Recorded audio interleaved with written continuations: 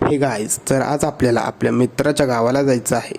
आता मित्राच्या घरी जायचं आहे म्हणजे सगळं नियोजन करावं लागतं। हवं ते सगळ्या वस्तू बॅगेत भरून मी निघालो पुढच्या प्रवासाला। जात असताना विचार केला, हा प्रवास एकट्याने एन्जॉय करण्यापेक्षा तुमच्यासोबत शेअर करावा। तेथून पोचलो आपल्या वाईमधील गणपती मंदिरापाशी।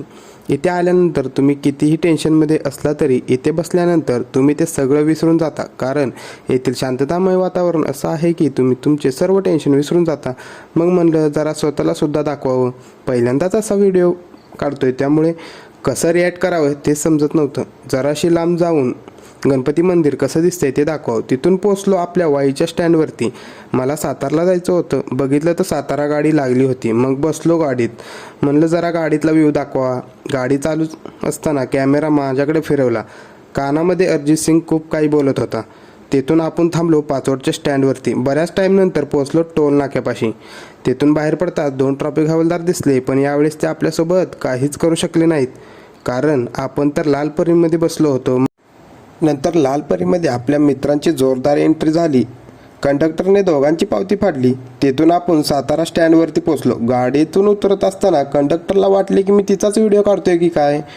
मित्राने हाक मारली, बोलला की त्याच्या गावाला जाणारी गाडी लागली आहे।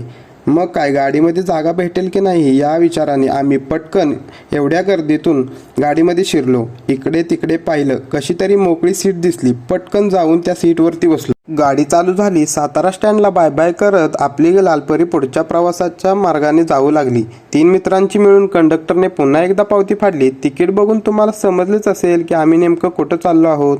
जाता जाता वाटेमध्ये नदी दिसली। वातावरण खूपच भारी झालं होतं।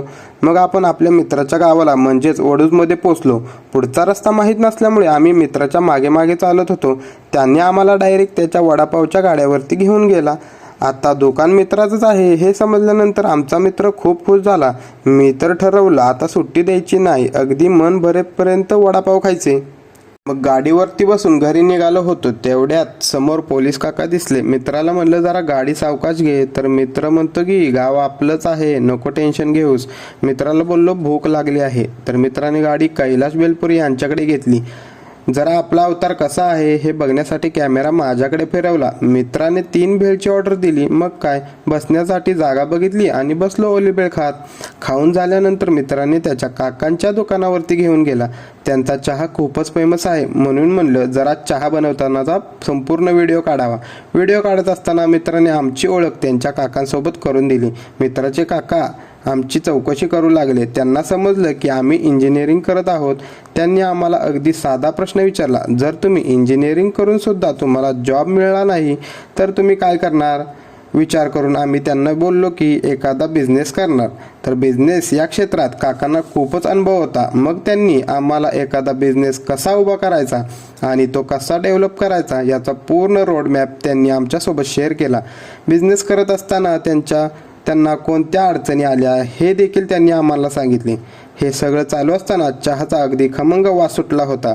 काकांनी आम्हाला अगदी स्पेशल असा चहा बनवून दिला। मग मी मस्तपैकी चहाचा आस्वाद घेतला। शेवटी आम्ही मित्राच्या घरी पोहोचलो। जर का तुम्हाला हा व्हिडिओ आवडला असेल तर आपल्या चॅनलला नक्की सबस्क्राईब करा।